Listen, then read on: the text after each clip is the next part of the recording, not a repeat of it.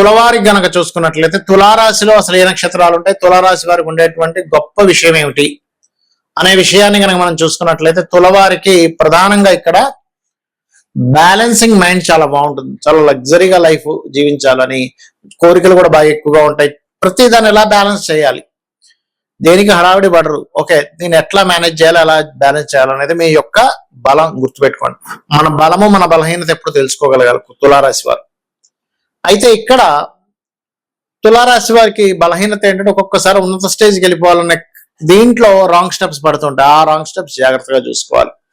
ఇందులో ఉండే నక్షత్రాలు ఏమిటి, ఏ నక్షత్రం వారు ఏ ధ్యానం చేయాలి, అసలు తులారాశి వారు ఏ క్షేత్రానికి వెళ్ళాలి, తులా లగ్నం కావచ్చు రాశి కావచ్చు అనేటువంటి అంశాలు చెప్తుంది నేనైనప్పటికీ చెప్పిస్తుంది సాక్షాత్ లలిత అమ్మవారిగా భావిస్తూ ఆ లలితాంబిక అమ్మవారి యొక్క అనుగ్రహం తులవారికి పరిపూర్ణంగా కలగాలని మనస్ఫూర్తిగా కోరుకుంటూ, ఇక్కడ గమనించినట్లయితే ఇందులో ఉండే నక్షత్రాలు చిత్తా 3-4 పాదాలు, స్వాతి 4 పాదాలు, అదేవిధంగా విశాఖ 1-2-3 పాదాలు ఉంటాయి.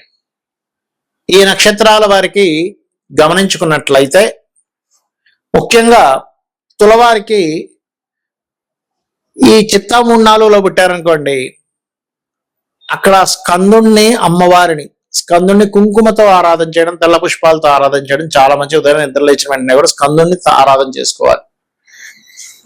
అదే లేదా కమలాత్మిక అమ్మవారిని ఆరాధన చేసుకుంటే కూడా చాలా మంచిది తులవారికి. తులలో ముఖ్యంగా చిత్తా నక్షత్రంలో పుట్టినటువంటి వారు 3-4 పాదాల వారికి. స్వాతి నక్షత్రంలో పుట్టారు దుర్గాదేవి ధ్యానము, అదేవిధంగా విశాఖ దత్తాత్రేయుడి ధ్యానము లేదా దక్షిణామూర్తి ధ్యానం చేసుకోవచ్చు. మీరు ఎక్కువగా విష్ణు ఆలయాలకి, అందులో ముఖ్యంగా పద్మనాభ ఆలయం ఉంది చూశారు కదా, మీకు పద్మనాభ ఆలయానికి వెళ్తే చాలా మంచిది. అంటే ఒక్కొక్క జాతకుడు ఒక్కో నక్షత్రంలో జన్మించారు, లేదా ఒక లగ్నంలో జన్మించారు, ఒక రాశిలో జన్మించారంటే వాళ్ళకి కొన్ని వాళ్ళ యొక్క కర్మ తొలగడానికి, వాళ్ళకి ఇబ్బందులు తొలగడానికి ఒక క్షేత్రం అని పర్టికులర్ గా ఉంటుంది, గుర్తుపెట్టుకోండి. ఆ రకంగా చిత్తా నక్షత్రం 3-4 పాదాల వారు అక్కడికి వెళ్ళి కూడా స్కందుణ్ణి, అక్కడికి వెళ్ళి దుర్గాదేవిని, స్వాతి నక్షత్రం వాళ్ళ, విశాఖ నక్షత్రం వాళ్ళ అక్కడికి వెళ్ళి దక్షిణామూర్తిని ధ్యానం చేయొచ్చు.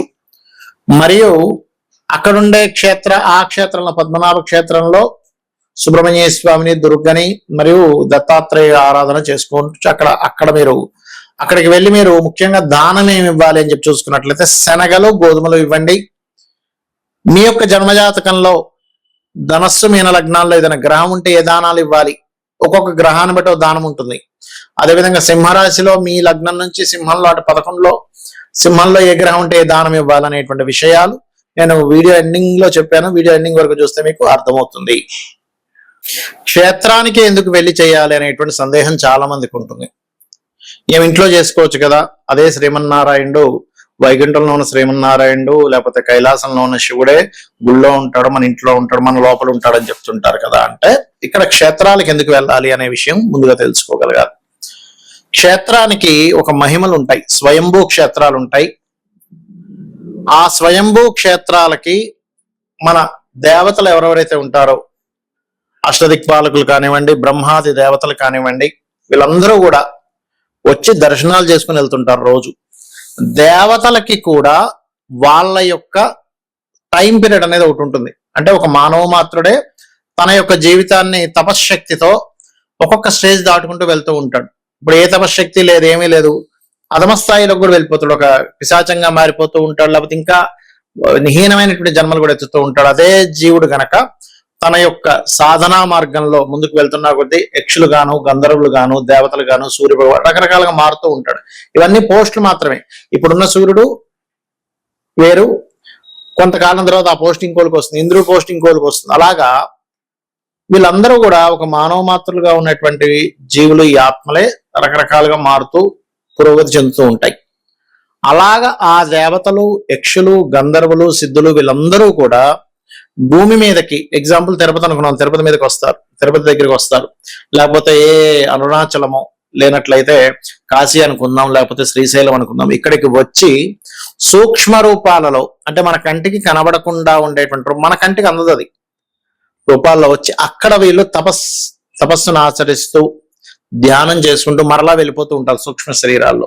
అందుకే చూడండి, మానస సరోవరం అని ఉంటుంది. మానస సరోవరం దగ్గరికి వెళ్తే మీకు అక్కడ రాత్రి సమయంలో, అంటే తెల్లవారుజామున రాత్రి సమయంలో కాంతి పుంజాల్లాగా ఆకాశం నుంచి ఇలా నక్షత్రాల రూపంలో ఆ యొక్క సరస్సులోకి వెళ్ళి స్నానం చేసి వెళ్తున్నట్టు మనకు అనిపిస్తూ ఉంటుంది, చూపిస్తూ ఉంటారు. మీరు యూట్యూబ్ లో కొడితే కూడా కనిపిస్తుంది. ఎక్కడి నుంచి వస్తున్నాయండి? మన మిగతా విశ్వంలో ఎక్కడా కూడా అలాగా భూమి మీదకి వచ్చి వెళ్తున్నట్టుగా కనిపించదే.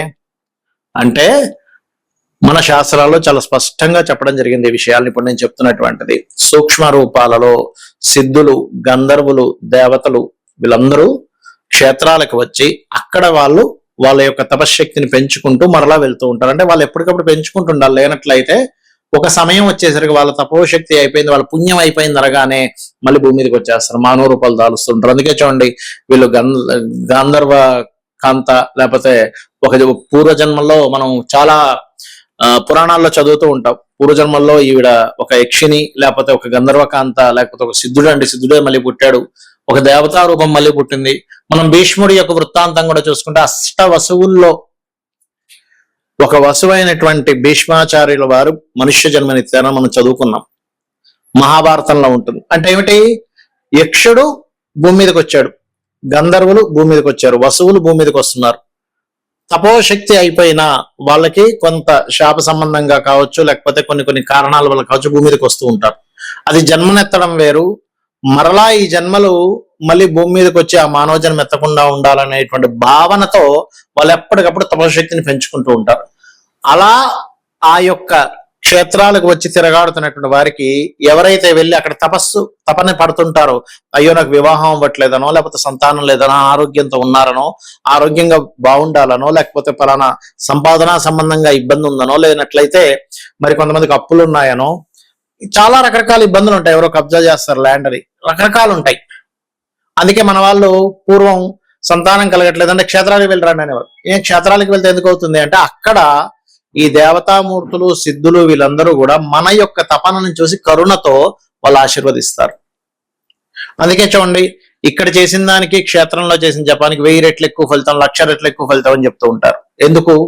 ఆ మహిమ అలా ఉంటుంది. మీరు ఇక్కడ ఒక్కసారి నమశివాయ అనుకున్న దానికి క్షేత్రంలోకి వెళ్ళి అక్కడ నమశివాయ అనేటువంటి నామం పలికిన దానికి, లేదా ఓం నమో నారాయణాయ కానివ్వండి, ఓం శ్రీమాత్రే నమః అనుకోండి, ఏదైనా నామం చేసిన దానికి చాలా అధిక ఫలితం వస్తుంది.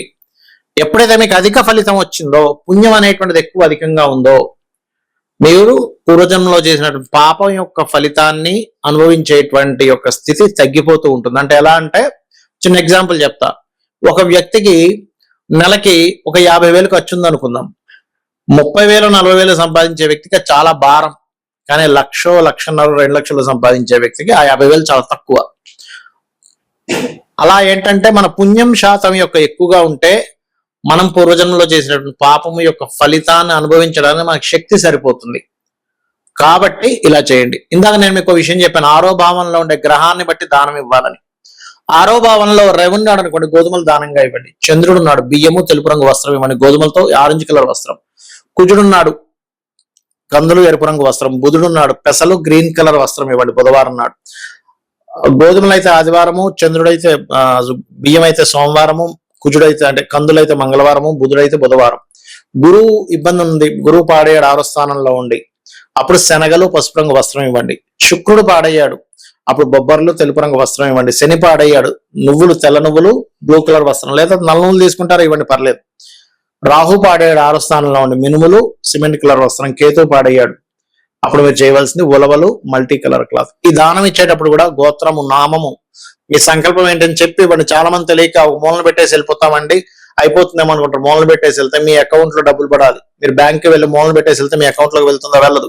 మీరు అక్కడ ఇవ్వాలి, కౌంటర్ లో ఇవ్వాలి, మీ పేరు చెప్పాలి, మీ అకౌంట్ నెంబర్ చెప్పాలి, అప్పుడు మీ అకౌంట్ లోకి డబ్బులు ఎలా వెళ్తాయో అలా అవుతుంది. కాబట్టి మూలన పెట్టేసి వెళ్ళకండి దయచేసి.